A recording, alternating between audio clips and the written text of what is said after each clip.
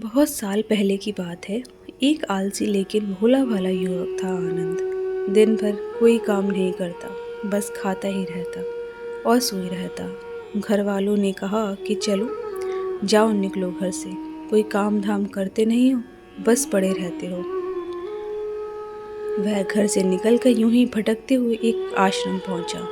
वहां उसने देखा कि एक गुरुजी है और उनके शिष्य कोई काम नहीं करते, बस मंदिर की पूजा करते हैं।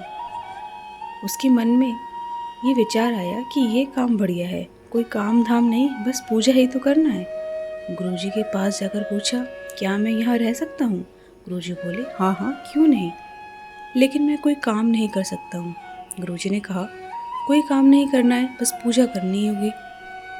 आनंद ने कहा, ठीक है, वह तो मैं कर लूँगा। अब आनंद महाराज के आश्रम में रहने लगा। ना कोई काम ना कोई धाम, बस सारा दिन खाते रहो और प्रभु भक्ति में भजन गाते रहो। महीना भर हो गया, फिर एक दिन आई एकादशी। उसने रसोई में जाकर देखा कि खाने की कोई तैयारी नहीं।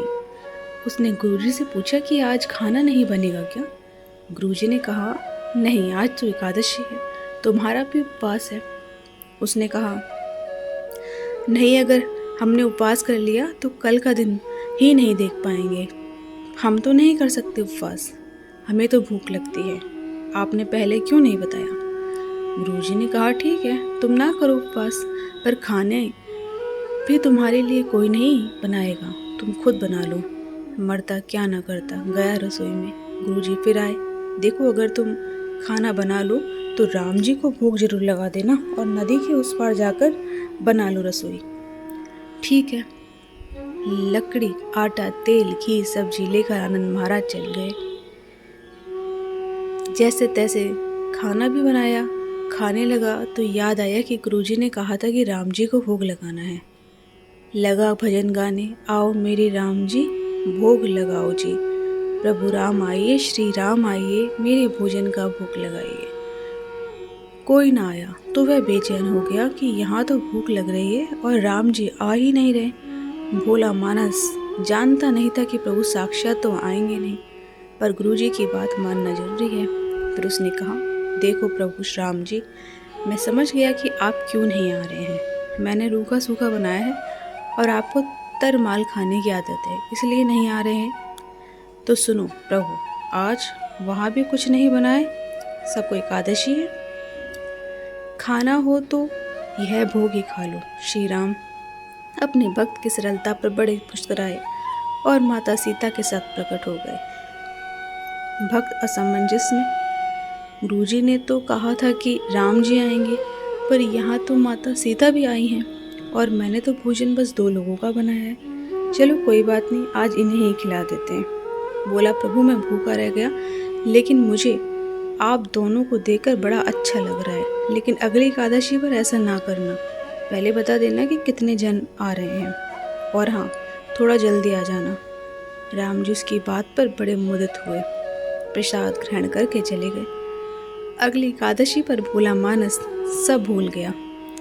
उसे लगा कि प्रभु ऐसे ही आते होंगे और प्रसाद ग्रहण करते होंगे। फिर एकादशी आई, गुरुजी ने कहा, मैं चला अपना खाना बनाने, पर गुरुजी थोड़ा ज़्यादा अनाज लगेगा, वहाँ 2 लोग आते हैं। गुरुजी मुस्कुराए, भूख के मारे बावला है, ठीक है, ले जा और अनाज और ले जा। अब की बार उसने 3 लोगों का खाना बनाया। फिर गुहार लगाई, प्रभु राम आइए, सीता राम आइए, मेरे भोजन का भोग लगाइए। प्रभु की महिमा भी निराली है, भक्त के साथ कौतुक करने में उन्हें भी बड़ा मजा आता है। इस बार वे अपने भाई लक्ष्मण, भरत, शत्रुघ्न और हनुमान जी को लेकर आ गए। भक्त को चक्कर आ गए, यह क्या हुआ, एक का भोजन बनाया तो 2 आए, आज 2 का खाना बनाया तो पूरा खानदान आ गया। लगता है आज भी भूखा ही रहना पड़ेगा। सबको भोजन लगाया और बैठे बैठे देखता रहा। अनजाने ही उसकी भी एकादशी हो गई। फिर अगली एकादशी आने से पहले गुरुजी से कहा, गुरुजी, ये आपके प्रभु राम जी अकेले क्यों नहीं आते? हर बार कितने सारे लोग ले आते हैं, इस बार अनाज ज़्यादा देना। गुरुजी को लगा कहीं ये अनाज बेचता तो नहीं है, देखना पड़ेगा जाकर। भंडार में कहा, इसे जितना अनाज चाहिए दे दो, और छुपकर उसे देखने चल पड़े। इस बार आनंद ने सोचा, खाना पहले नहीं बनाऊंगा, पता नहीं कितने लोग आ जाएं, पहले बुला लेता हूँ फिर बनाता हूँ। फिर टेर लगाई, प्रभु राम आइए, श्री राम आइए, मेरे भोजन का भोग लगाइए, सारा राम दरबार मौजूद। इस बार तो हनुमान जी भी साथ आए, लेकिन ये क्या, प्रसाद तो तैयार ही नहीं है। भक्त ठहरा भोला भाला, बोला, प्रभु इस बार मैंने खाना नहीं बनाया। प्रभु ने पूछा, क्यों? बोला, मुझे मिलेगा तो है ही नहीं, फिर क्या फ़ायदा बनाने का, आप ही बना लो और खुद ही खा लो। राम जी मुस्कुराए, सीता माता भी गदगद हो गई उसके मासूम जवाब से। लक्ष्मण जी बोले, क्या करें प्रभु? प्रभु बोले, भक्त की इच्छा है, पूरी तो करनी ही पड़ेगी, चलो लग जाओ काम से। लक्ष्मण जी ने लकड़ी उठाई, माता सीता आटा सानने लगी। भक्त एक तरफ बैठकर देखता रहा। माता सीता रसोई बना रही थी तो कई ऋषि मुनि व यक्ष गंधर्व प्रसाद लेने आने लगे। इधर गुरुजी ने देखा कि खाना तो बना नहीं, भक्त एक कोने में बैठा है। पूछा, बेटा क्या बात है, खाना क्यों नहीं बनाया? बोला, अच्छा क्या गुरुजी आप आ गए, देखिए कितने लोग आते हैं प्रभु के साथ। गुरुजी बोले, मुझे तो कुछ नहीं दिख रहा तुम्हारे और अनाज के सिवा। भक्त ने माथा पटका, एक तो इतनी मेहनत करवाते हैं प्रभु, भूख का भी रखते हैं, और ऊपर से गुरुजी को दिख भी नहीं रहे हैं, ये और बड़ी मुसीबत है। प्रभु से कहा, आप गुरुजी को क्यों नहीं दिख रहे हो? प्रभु बोले, मैं उन्हें नहीं दिख सकता। बोले, क्यों? वे तो बड़े पंडित हैं, ज्ञानी हैं, विद्वान हैं, उन्हें तो बहुत कुछ आता है, उनको क्यों नहीं दिखते आप?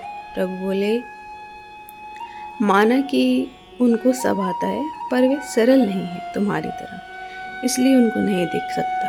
आनंद ने गुरुजी से कहा, गुरुजी, प्रभु कह रहे हैं कि आप सरल नहीं हैं, इसलिए आपको नहीं दिखेंगे। गुरुजी रोने लगे और कहने लगे कि वाकई मैंने सब कुछ पाया, पर सरलता नहीं पा सका तुम्हारी तरह, और प्रभु तो मन की सरलता से ही रीझते हैं। प्रभु प्रकट हो गए और गुरुजी को भी दर्शन दिए। इस तरह एक भक्त के कहने पर प्रभु ने रसोई भी बनाई।